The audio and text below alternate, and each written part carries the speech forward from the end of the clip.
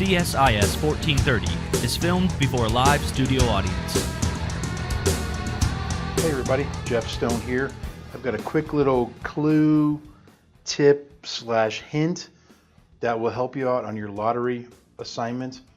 And believe me, this is a problem you'll definitely run into. So here you go, here's your little hint, right?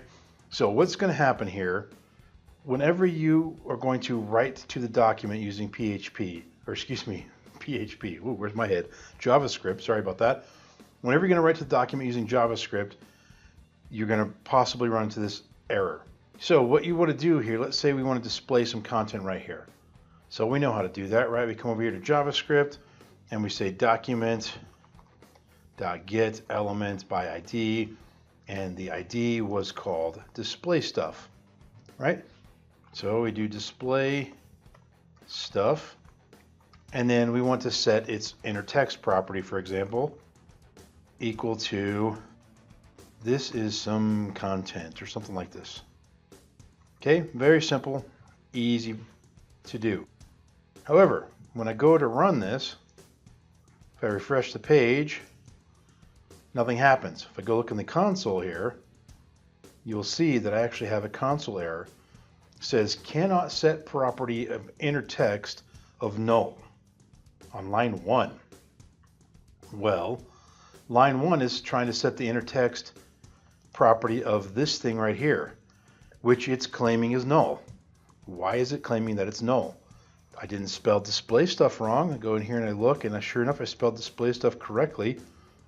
Here's the problem, okay? And there are 3 ways to fix it, and I'm gonna show you all 3, even though one of them's not my preferred way, and I won't even allow you to do it, but I wanna let you know that it exists. But here's what the problem is.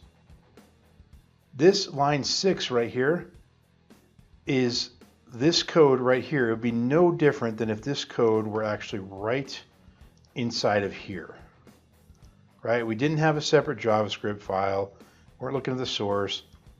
We just had the code right here, okay? That's essentially what you're doing when you call that JavaScript file. Well, when you see it in this perspective, maybe it becomes a little more clear what the problem is. Line 6 is trying to run and look for something called display stuff. Well, display stuff isn't born for another 3 more lines of code. So when it looks for display stuff, it's like, hey, I don't see anything called display stuff. What are you talking about? If 3 more lines of code could occur, then display stuff would be just fine. It would be there. But the problem is this script is being called before display stuff is even born. This stuff runs 1 line at a time.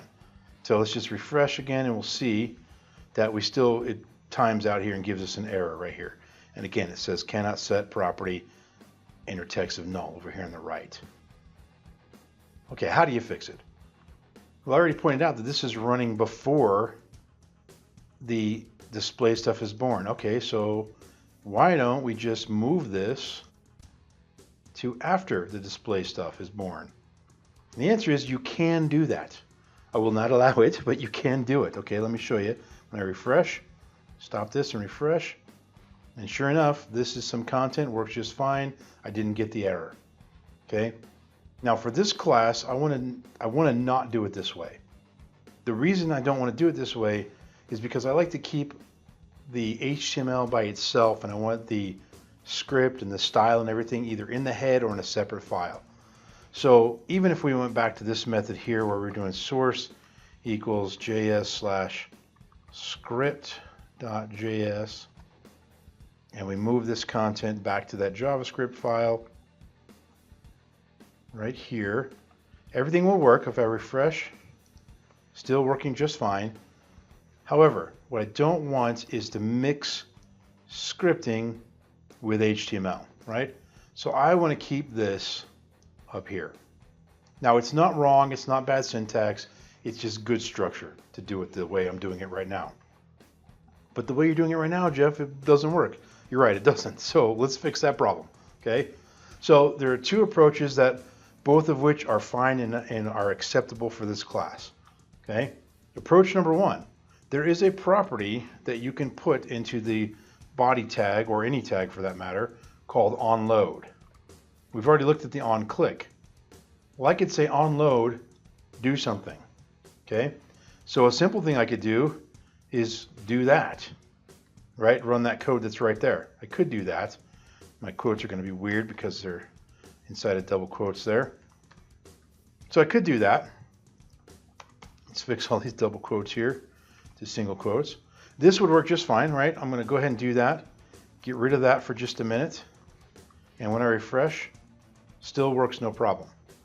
Now, with your lottery assignment, however, there's a little bit more involved, and just putting this line right here on the body of raw JavaScript isn't quite going to solve it. So let's back up, and we don't want to do that, but we do still want to use the onload function, or the onload method, excuse me, the onload attribute. And let's just call a function like display stuff, right? We could do that, okay? And then over here, or maybe we'll call it run stuff, right? We're going to run the program. And then over here, just put this in a function that's called function run program.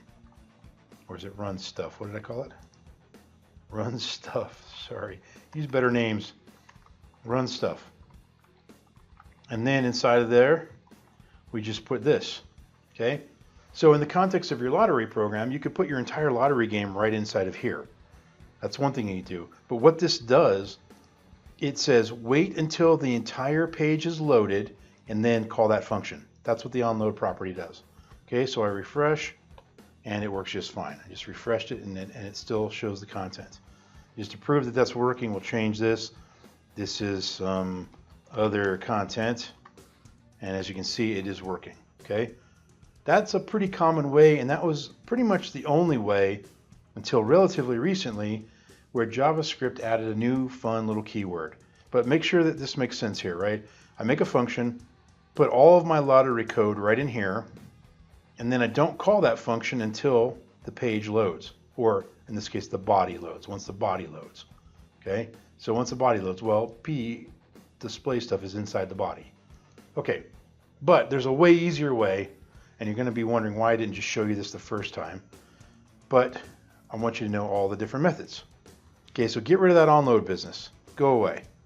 Get rid of this function. We don't need the function. Just leave it like this. Make your raw code in here. And then all you got to do inside your script tag is put the keyword defer. The end. That's it.